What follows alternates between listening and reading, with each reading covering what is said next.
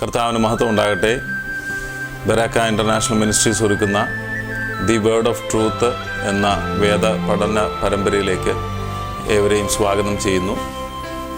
കഴിഞ്ഞ നാളുകളിൽ ഈ ബൈബിൾ ക്ലാസ്സുകൾ ഏവരുടെയും ആത്മീക ജീവിതത്തിൽ അനുഗ്രഹമായിരുന്നുവെന്ന് എളിയവർ മനസ്സിലാക്കുന്നു. തുടർന്നും ഈ പ്രോഗ്രാമുകൾ നിങ്ങളുടെ ആത്മീക ജീവിതത്തിൽ നിത്യതയ്ക്കായി ഒരുങ്ങുന്നതിന് കാരണമായി തീരട്ടെ എന്ന് ഞങ്ങൾ പ്രത്യാശിക്കുന്നു, പ്രാർത്ഥിക്കുന്നു. ബരാക്ക ഇൻ്റർനാഷണൽ മിനിസ്ട്രീസ് കഴിഞ്ഞ നാളുകളിൽ സുവിശേഷീകരണത്തോടുള്ള ബന്ധത്തിൽ വിവിധ നിലകളിൽ പ്രവർത്തിക്കുന്നു. അതിനോടനുബന്ധിച്ച് ദി വേർഡ് ഓഫ് ട്രൂത്ത് എന്ന ഒരു ഉപദേശ പഠന പത്രിക ഞങ്ങൾ പ്രസിദ്ധീകരിച്ചിരിക്കുന്നു.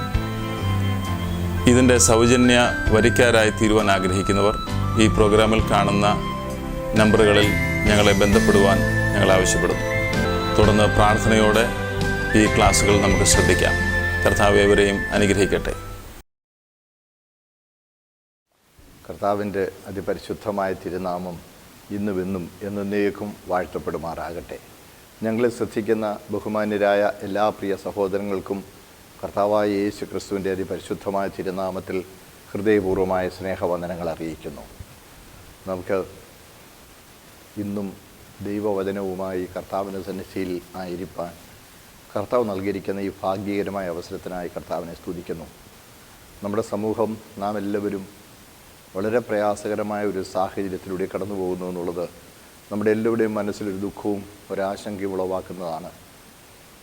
കഷ്ടമനുഭവിക്കുകയും രോഗാതുരരായി കഴിയുകയും ചെയ്യുന്ന പ്രിയപ്പെട്ടവരും അവരുടെ ബന്ധുക്കളും വല്ല വിധേയനെ രോഗികളെ ചികിത്സിച്ച് ആരോഗ്യത്തിലേക്ക് കൊണ്ടുവരുവാൻ പെടാപ്പാട് വിടുന്ന ആരോഗ്യ പ്രവർത്തകരും ഡോക്ടർമാരും നഴ്സുമാരും കാര്യങ്ങളൊക്കെ കോർഡിനേറ്റ് ചെയ്യുന്ന ഉദ്യോഗസ്ഥരും ഇങ്ങനെയുള്ള പ്രിയപ്പെട്ടവർ അത്യുത്ഥാനം കഴിച്ച് ആത്മാർത്ഥതയോടെ നമ്മുടെ സമൂഹത്തിൻ്റെ സുരക്ഷയ്ക്കും ഉന്നമനത്തിനും വേണ്ടി അധ്വാനിക്കുന്നു. അവരെ ഓർത്ത് നമുക്ക് പ്രാർത്ഥിക്കുവാനെങ്കിലും കഴിയണം. പ്രാർത്ഥിക്കുവാനെങ്കിലും എന്ന് പറയുമ്പോൾ പ്രാർത്ഥന കുറഞ്ഞതാണെന്നല്ല. നമ്മൾ മറ്റുള്ള കാര്യങ്ങൾക്ക് പലപ്പോഴും ഉത്സുകരല്ലാത്തതുകൊണ്ട് പ്രാർത്ഥന എന്ന ഏറ്റവും പ്രധാനമായ കാര്യം നാം അവർക്ക് വേണ്ടി ചെയ്യുവാൻ പ്രത്യേകം ഉത്സാഹിക്കുകയും അതോടൊപ്പം നമ്മളാവോളം മറ്റുള്ളവരുമായി കഷ്ടങ്ങളിൽ പങ്കാളികളാകുവാൻ നാം ഉത്സാഹിക്കുകയും ചെയ്യേണ്ടതുണ്ട്. ഇങ്ങനെയുള്ള സന്ദർഭങ്ങളിൽ നമ്മൾ അറിയാതെ അങ്ങ് ചോദിച്ചു പോകും, ദൈവമേ എന്തുകൊണ്ട് അവിടുന്ന് ഇങ്ങനെ അനുവദിക്കുന്നു? സഹോദരങ്ങളെ, ഒരു ഉദ്ദേശമില്ലാതെ ദൈവം ഒന്നും ചെയ്യുന്നില്ല. മനുഷ്യൻ ലൗകികതയുടെയും ഭൗമികതയുടെയും പിന്നാലെ, ജഡിക ഉല്ലാസങ്ങളെ പിന്നാലെ പടക്കുതിരയെ പോലെ നെട്ടോട്ടമോടുകയായിരുന്നല്ലോ.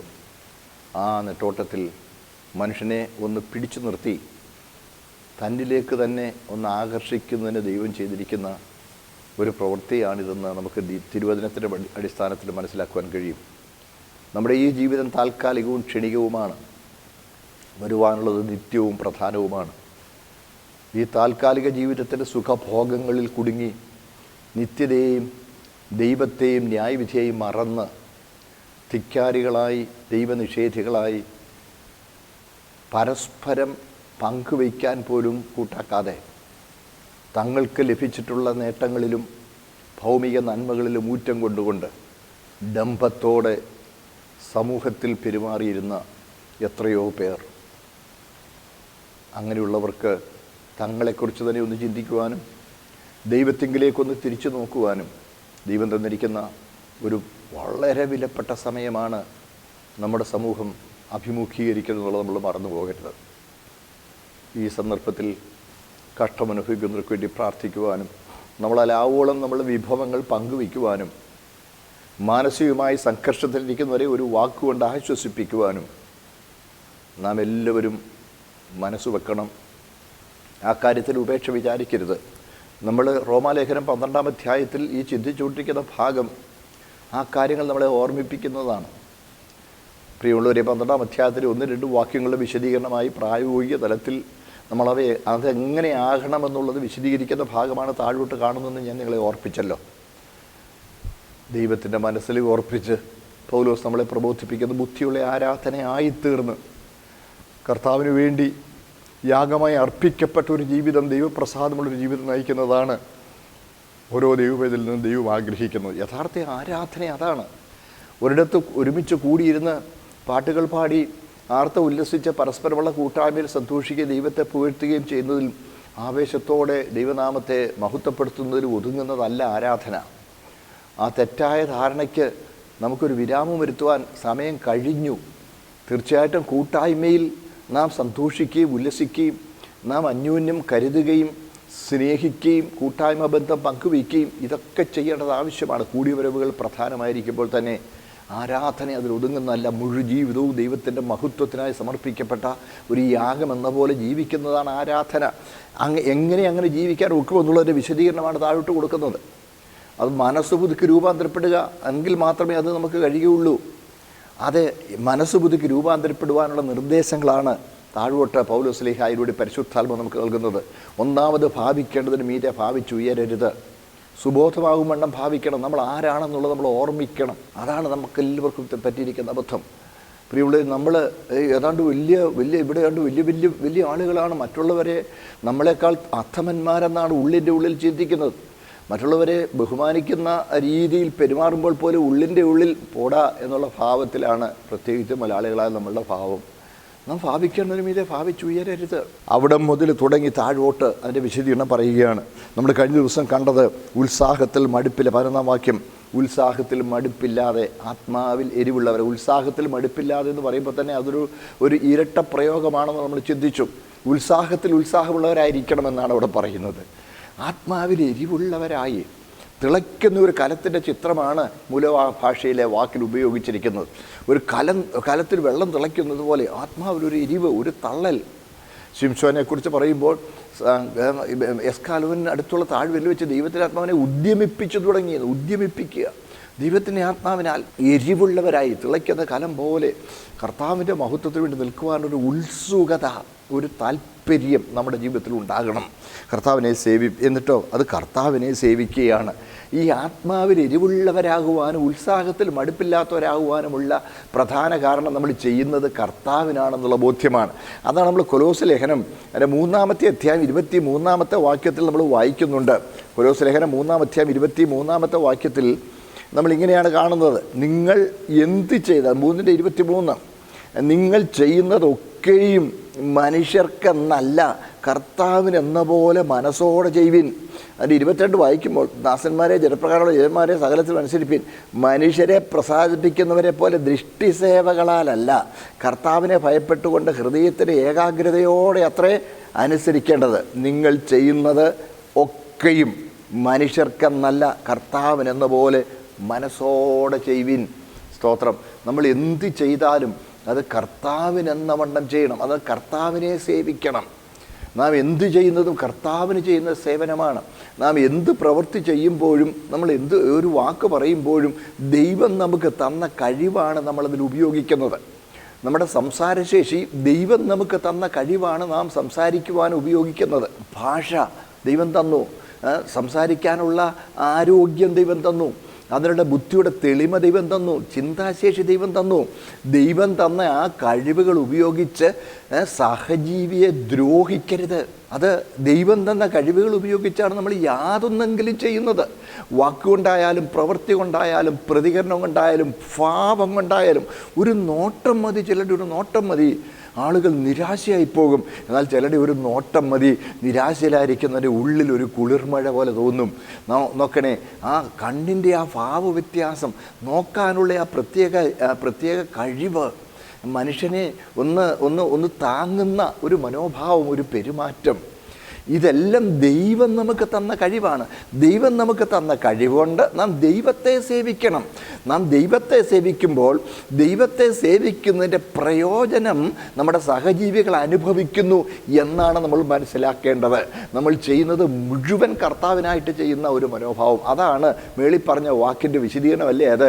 അതായത് നിങ്ങളുടെ ശരീരങ്ങളെ ജീവനും വിശുദ്ധിയും ദൈവത്തിന് പ്രസാദവുമുള്ള ഈ യാഗമായി സമർപ്പിക്കുകയും, ദൈവമേ അങ്ങ് തന്നെ എൻ്റെ കഴിവുകൾ, അങ്ങ് തന്നെ എൻ്റെ സംസാരശേഷി, എൻ്റെ കൂട്ടു സഹോദരനെ മുറിപ്പെടുത്തുവാൻ ഞാൻ ഒരിക്കലും ഉപയോഗിക്കുകയില്ല.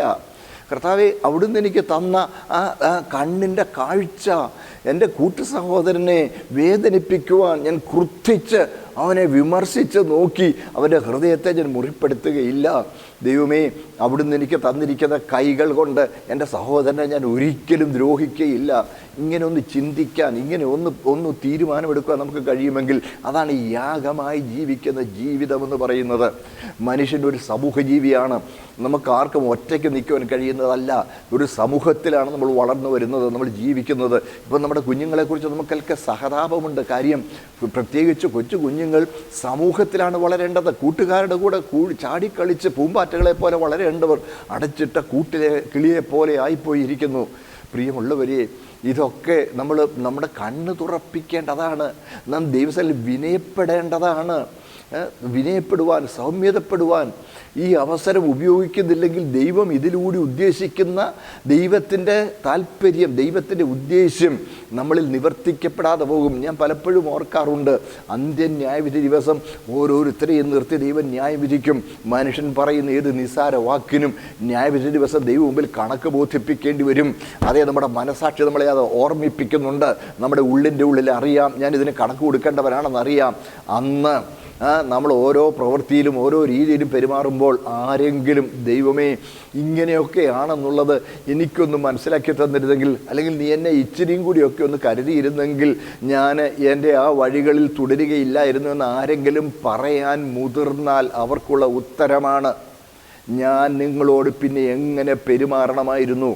21-ാം നൂറ്റാണ്ടിൽ നിങ്ങൾക്ക് ജീവിതത്തിന് ആവശ്യമുള്ള എല്ലാ സുഖ സൗകര്യങ്ങളും ആഡംബരങ്ങളും നിനക്കുള്ള സകല നന്മകളും ഞാൻ ഒരുക്കി തന്നു. ബുദ്ധിയും വിവേകവും പരിജ്ഞാനവും ലോകം ഒരു ഗ്രാമം പോലെ ആകുന്നത് പോലെ ഞാൻ ആക്കി തന്നു.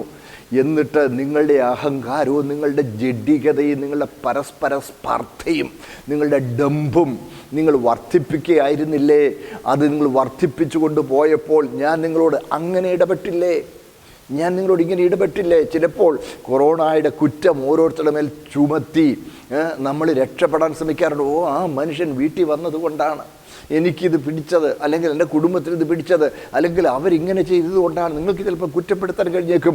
അല്ലെങ്കിൽ ഈ ഡോക്ടർമാർ വേണ്ട പോലെ നോക്കാഞ്ഞതുകൊണ്ടാണ് എൻ്റെ കുഞ്ഞ് അപകടകരമായ സ്ഥിതിയിലായി പോയത്. നേഴ്സുമാർ വേണ്ട പോലെ നോക്കിയില്ല, സർക്കാർ വേണ്ട പോലെ ഓക്സിജൻ കൊടുത്തില്ല, ഒക്കെ ഇതിന് കുറ്റം പറയാൻ കഴിഞ്ഞേക്കും. തീർച്ചയായിട്ടും അവരൊക്കെ അത് ചെയ്യണം, അത് ചെയ്യുന്നുണ്ട്. എന്നാൽ പ്രിയമുള്ളവരെ, ഒരു കാര്യം നമ്മൾ മറക്കരുത്, ആത്യന്തികമായി ദൈവമാണ് ഈ കാര്യങ്ങളെല്ലാം നിയന്ത്രിക്കുന്നത്. നമ്മളെ തന്നെ പരിശോധിക്കുവാൻ ആവശ്യമുള്ളൊരു സന്ദർഭത്തിലേക്ക് നാം എത്തിയിരിക്കുന്നു. അന്ന് ദൈവം ഞാൻ നിങ്ങളോട് പിന്നെ എങ്ങനെ പെരുമാറേണ്ടിയിരുന്നു? ഞാൻ കേട്ടിട്ടുണ്ട്, വളരെ ദുഷ്കർമ്മത്തിൽ ജീവിച്ചിരുന്ന തൻ്റെ തിന്മയായ ജീവിതം കൊണ്ട് ഒത്തിരിയും ദ്രോഹം ചെയ്തിരുന്ന സുന്ദരിയായൊരു യുവതി, അവൾ ചെയ്ത ദ്രോഹങ്ങൾക്ക് കണക്കില്ല. തൻ്റെ സൗന്ദര്യം കൊണ്ട് പലരെയും വശീകരിച്ചടുപ്പിച്ച് വളരെ ദ്രോഹിക്കുകയും വളരെ വളരെ വളരെ തെറ്റായ കാര്യങ്ങൾ നിർവഹിച്ച് സമൂഹത്തിൽ തിന്മയായി ഒടുവിൽ അവൾ പിടിക്കപ്പെട്ട് തൂക്കിലിടാൻ വിധിച്ചു പോലും. തൂക്കിലിടാൻ വിധിച്ചപ്പോൾ അന്ത്യ ആഗ്രഹം എന്താണെന്ന് ചോദിച്ചപ്പോൾ എൻ്റെ അമ്മയോട് ചെവിയിലൊരു വാക്ക് പറയണമെന്ന് പറഞ്ഞു. എൻ്റെ അമ്മയോട് ചെവിയിലൊരു വാക്ക് പറയണമെന്ന് പറഞ്ഞ് അമ്മയെ അടുത്ത് വിളിച്ച് ചെവിയിൽ വാക്ക് പറയാനെന്ന പോലെ ചെന്നിട്ട് ചെവി കടിച്ച് പറിച്ച് കളഞ്ഞു. എന്നിട്ട് എന്തുകൊണ്ട് ചെയ്തു?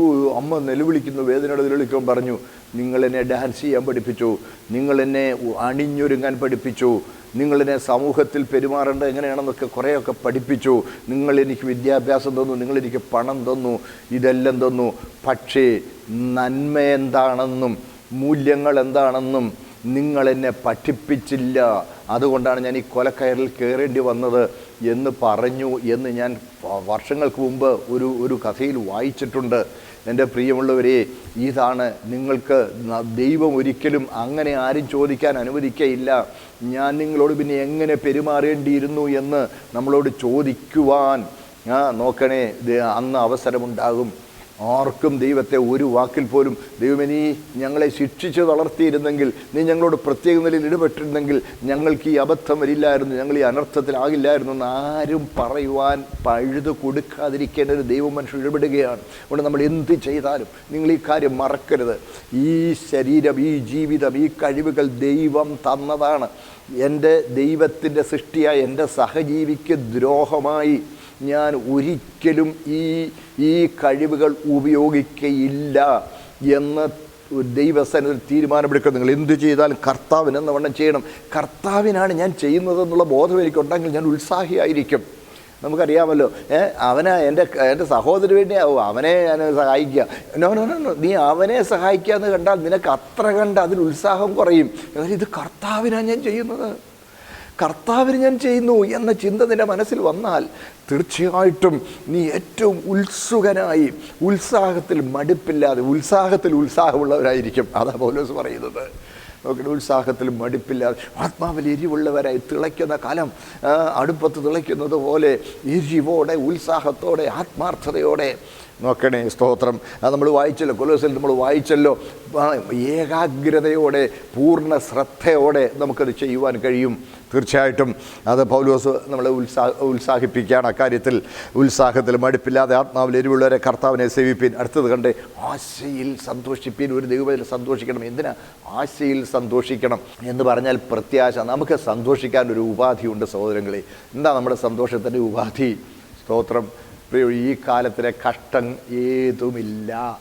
ഈ ജീവിതം താൽക്കാലികമാണ്, നിത്യതയാണ് പ്രധാനം. ആശയിൽ സന്തോഷിപ്പീൻ. ആശയറ്റവനെന്ന് പറഞ്ഞാൽ അതിൽ കൂടിയ ഒരു പരിതാപകരമായ ഒരു വ്യക്തിത്വമില്ല. നിസ്സഹായതയും ആശയറ്റവനെന്ന് പറഞ്ഞാൽ ഹോപ്പ്ലെസ്നെസ് എത്രയോ ഭയങ്കരമായിരിക്കും ഹോപ്പ്ലെസ്നെസ്. നോക്കണേ, സ്തോത്രം. ഈ ലോകമാകുന്ന മരുഭൂമിയിൽ ഒരു തണലില്ലാതെ മുമ്പോട്ട് പോകുന്ന ഒരു വ്യക്തി, അതിൽ അവനൊരു മരുപ്പച്ച പോലെയാണ് പ്രതീക്ഷ. നാളെ ഒരു നല്ല നാളെ വരും. അതേ, നമുക്കൊരു നല്ല നാളെയുണ്ട്. പലരും പ്രതീക്ഷിക്കുന്ന നല്ല നാളുകൾ മരീചിക പോലെ അവരെ വിട്ടു പോകുമ്പോൾ, ഒരു ദൈവപൈതൽ പ്രതീക്ഷിക്കുന്ന നല്ല നാളുകൾ യാഥാർത്ഥ്യമാണ്, നിത്യത. അതാണ് ആശയിൽ സന്തോഷിപ്പീൻ. ദൈവം നമുക്ക് വേണ്ടി ഒരുക്കിയിരിക്കുന്ന നിത്യ സൗഭാഗ്യങ്ങൾ. സ്തോത്രം. ദൈവത്തോടു കൂടി ഒരുമിച്ചുള്ള നിത്യമായ സ്വർഗവാസം, അത് ഓർക്കുമ്പോൾ അതാണ് ആശയിൽ സന്തോഷിപ്പീൻ. അതാണ് പ്രത്യാശ. ഞങ്ങളെ കേൾക്കുന്ന സഹോദരങ്ങൾ ആരെങ്കിലും ഇനി എന്താണ് പ്രതീക്ഷ എന്ന് നിരാശപ്പെടുന്നവരുണ്ടെങ്കിൽ, ഉണ്ട് സഹോദര, പ്രതീക്ഷയുണ്ട്. തിരുവെഴുത്ത് എന്താ പഠിപ്പിക്കുന്നത്? നീതിമാനോ മരണത്തിലും പ്രത്യാശയുണ്ട്. മനുഷ്യന് ചിന്തിക്കാൻ കഴിയുന്ന ഇനി രക്ഷയില്ല. സാധാരണ പറയും, എങ്ങനെയുണ്ട് ആശുപത്രി, വെന്റിലേറ്ററിലാവും, എന്നിട്ട് എങ്ങനെയുണ്ട്? രക്ഷയില്ല, ഇനി മുമ്പോട്ടൊന്നുമില്ല, രക്ഷയില്ല, അങ്ങനെ പറയാറുണ്ട്. പക്ഷേ നീതിമാനാണെങ്കിൽ അവൻ മരിക്കുന്നു. അപ്പം ആശയറ്റവൻ എന്നുള്ളതിൻ്റെ ഒരു പര്യായം പോലെയാണ് മരിക്കാൻ പോകുന്നു എന്ന് പറയുന്നത്. എന്നൊരു ദൈവവചനെ സംബന്ധിച്ചിടത്തോളം നീതിമാനോ മരണത്തിലും പ്രത്യാശയുണ്ട്. സ്തോത്രം. നമുക്ക് അതാണ് ആശ, നിത്യത. അതിൽ നമുക്ക് സന്തോഷിക്കണം. കർത്താവിൻ്റെ വരവിൽ പ്രത്യാശ വെക്കണം. സ്തോത്രം. മരണാനന്തരം ഒരു ജീവിതമുണ്ട്. അതാണ് ആശയിൽ സന്തോഷിപ്പിൻ. ഹല്ലേലൂയ. ഒരു ദൈവവേദനെ സംബന്ധിച്ചിടത്തോളം എത്ര ഭാഗ്യകരമായ ഒരു പദവിയാണ് ദൈവം തന്നിരിക്കുന്നത്. ഹോപ്പ്ലെസ്നെസ് എന്ന് പറയുന്ന ഒരു കാര്യമില്ല. ഈ ലോകത്തിൽ ഒത്തിരി പേര്, ലോക മനുഷ്യർ, the world is heading to a hopeless end. No but a child of God has an endless hope. അങ്ങനെ ഒരു ദൈവഭക്തൻ പറഞ്ഞിട്ടുണ്ട്. The world is expecting a hopeless end, but a child of God has an endless hope. ലോകം പ്രത്യാശയില്ലാത്ത ഒരന്തം പ്രതീക്ഷിക്കുമ്പോൾ, ഒരു ദൈവവേദന അന്തമില്ലാത്ത പ്രത്യാശയുണ്ട്. അതാണ് ആശയിൽ സന്തോഷിപ്പീൻ. Hallelujah. കർത്താവിൽ സന്തോഷിപ്പീൻ, നിത്യജീവനിൽ സന്തോഷിപ്പീൻ, രക്ഷയിൽ സന്തോഷിപ്പീൻ, ദൈവം നമുക്ക് തന്നിരിക്കുന്ന പദവികളിൽ സന്തോഷിപ്പീൻ, ദൈവം നമുക്ക് വേണ്ടി കരുതുന്ന കരുതൽ ഓർത്ത് സന്തോഷിപ്പീൻ, ആശയിൽ സന്തോഷിപ്പീൻ. എന്നിട്ടോ ആശയിൽ സന്തോഷിപ്പീൻ. കഷ്ടതയിൽ സഹിഷ്ണുത കാണിക്കും. കഷ്ടതയിൽ എന്തുകൊണ്ട് സഹിഷ്ണുത കാണിക്കാൻ വെക്കും? കഷ്ടതയ്ക്കപ്പുറം ഒരു പ്രതീക്ഷയുണ്ട്. അതുകൊണ്ട് സ്തോത്രം. എത്ര വലിയ കഷ്ടങ്ങളിലൂടെ കടന്നു പോകേണ്ടി വന്നാലും, ഞാൻ പറഞ്ഞില്ലേ, നീതിമാനോ മരണത്തിലും പ്രത്യാശയുണ്ട്.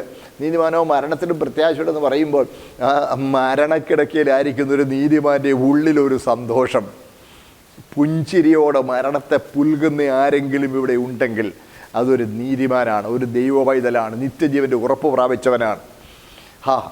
സ്തോത്രം. രക്തസാക്ഷികളുടെ ചരിത്രം വായിക്കണം, നമുക്ക് രോമാഞ്ചമുണ്ടാകും. അവരെ ക്രൂരമായി പീഡിപ്പിച്ച് കൊല്ലുമ്പോഴും അവർ സന്തോഷത്തോടെ, ഉത്സാഹത്തോടെ തന്നെ, സ്തോത്രം, അവരുടെ എതിരാളികളോട് ക്രൂരഭാവത്തിൽ പെരുമാറാതെ, നിരാശയുടെ നിലവിളി ഉയർത്താതെ, പ്രത്യാശയുടെ വിജയഭേരിയ മുഴക്കിയിരുന്നത്. സ്തോത്രം. പ്രിയപ്പെട്ടവരെ, വീറ്റാ മറനാഥ, ഈ വാക്കുകൾ അവർ പറഞ്ഞിരുന്നു എന്നാണ് ഞാൻ വായിച്ചിട്ടുള്ളത്. കാറ്റക്കൂമ്പുകളിൽ, അവിടെ പാറകളിൽ, അതിൻ്റെ ഭിത്തുകളിലൊക്കെ കോറിയിട്ടിരിക്കുന്ന വാക്കുകൾ വീറ്റാ. അടുത്തത് മാറാനാഥ. വിറ്റ means victory. V win victory.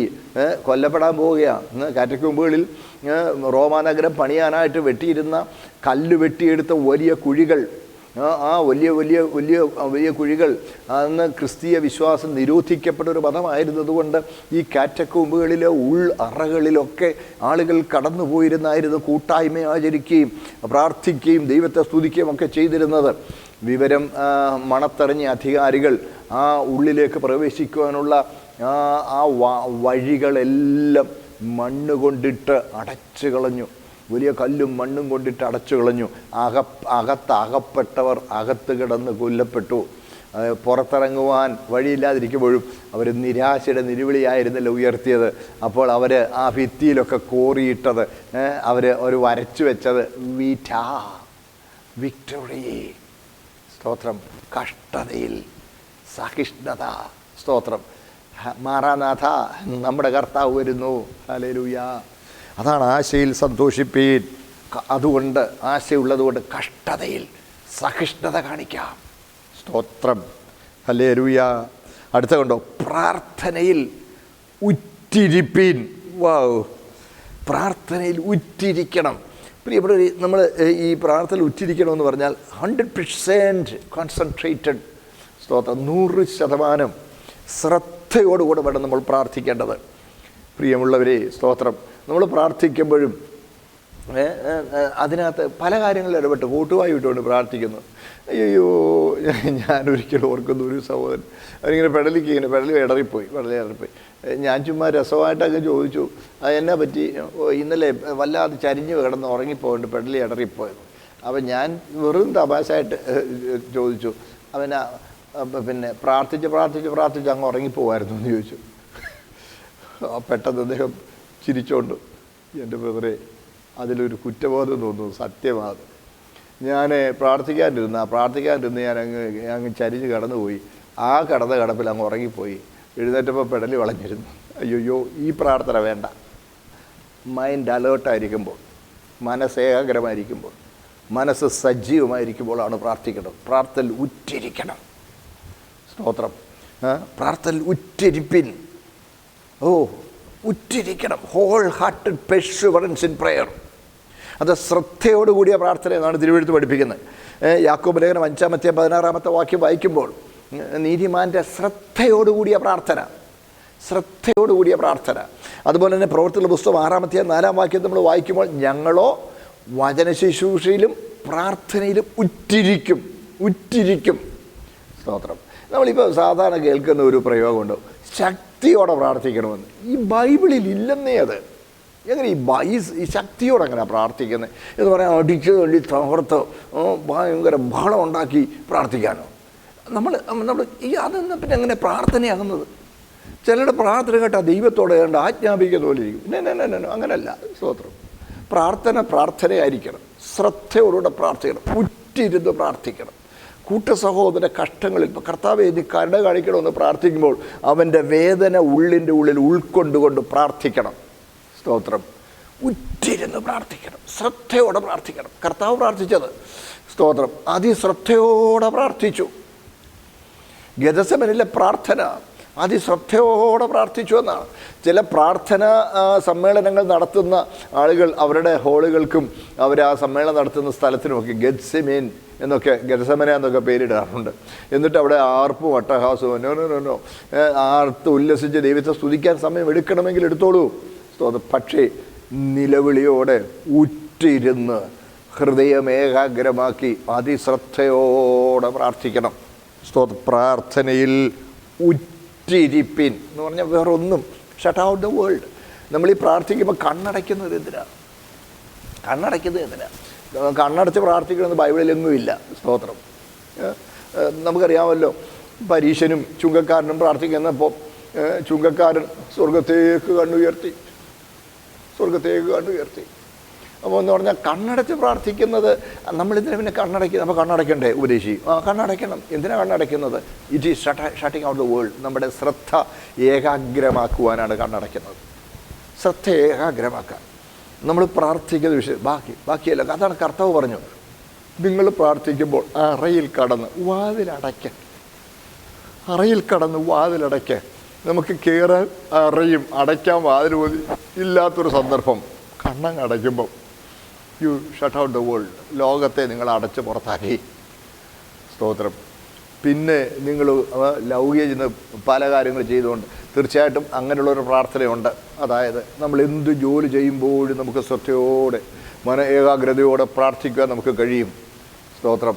വണ്ടി ഓടിക്കുമ്പോൾ പ്രാർത്ഥിക്കാൻ കഴിയും, ജോലി ചെയ്യുമ്പോൾ പ്രാർത്ഥിക്കാൻ കഴിയും, വഴി നടക്കുമ്പോൾ പ്രാർത്ഥിക്കാൻ കഴിയും, ഏത് ജോലി ചെയ്യുമ്പോഴും നമ്മുടെ മനസ്സ് ദൈവത്തിലേക്ക് ഉയർത്താൻ കഴിയും. അത് കണ്ടിന്യൂവസ് പ്രെയറാണ്. അതുകൂടാതെ ഉറ്റിരുന്ന് പ്രാർത്ഥിക്കുന്ന ഒരനുഭവം. നമ്മുടെ പ്രാർത്ഥന ഏകാഗ്രതയോടെ ആയിരിക്കണം. വെറും ഒരു കടമ നിർവഹിക്കുന്നത് പോലെ, ഒരു കടമ പ്രാർത്ഥിക്കാമെന്ന് പറഞ്ഞിട്ടുണ്ടല്ലോ, എന്നാൽ പ്രാർത്ഥിച്ചേക്കാം എന്നുള്ള രീതിയിൽ നമ്മൾ പ്രാർത്ഥിക്കണം. പ്രാർത്ഥന ഉറ്റിരിപ്പീൻ. അടുത്തത് കണ്ടോ, വിശുദ്ധന്മാരുടെ ആവശ്യങ്ങളിൽ കൂട്ടായ്മ കാണിക്കുകയും അതിഥി സൽക്കാരം ആചരിക്കുകയും ചെയ്യുവിൻ. സ്തോത്രം. ഈ പ്രാർത്ഥിക്കുമ്പം ഈ പ്രാർത്ഥനയിൽ ഉറ്റിരിക്കണമെങ്കിൽ ഞാൻ പറഞ്ഞില്ലേ, അവൻ്റെ ആവശ്യം എൻ്റെ ആവശ്യം എന്ന് പോലെ ഞാൻ ഉൾക്കൊള്ളണം, അവൻ്റെ വേദന എൻ്റെ വേദന എന്ന് പോലെ ഞാൻ ഉൾക്കൊണ്ടിട്ട് വേണം അവന് വേണ്ടി പ്രാർത്ഥിക്കേണ്ടത്. പലപ്പോഴും ആളുകൾ ഈ സന്ദർഭങ്ങളിൽ തങ്ങൾക്ക് വേണ്ടി പ്രാർത്ഥിക്കണമെന്ന് പറയാറുണ്ട്. അയ്യോ, ഒരു കടമ നിർവഹിക്കുന്ന പോലെ പ്രാർത്ഥിച്ചാൽ എനിക്ക് മനസാക്ഷി കുത്തലായിരിക്കും. ഹൃദയപൂർവ്വം ആത്മാർത്ഥമായി ഉരുകിയ മനസ്സോടും നുറുങ്ങിയ ഹൃദയത്തോടും നനഞ്ഞ കണ്ണുകളോടും വിടറിയ തൊണ്ടയോടും കൂടി ദൈവസാന്നിധ്യത്തിൽ മുഴങ്കാലുകളിൽ മുട്ടിന്മേൽ നിന്ന് പക്ഷവാതം കഴിക്കുവാൻ ഒരു ഭക്തന് കഴിയണം.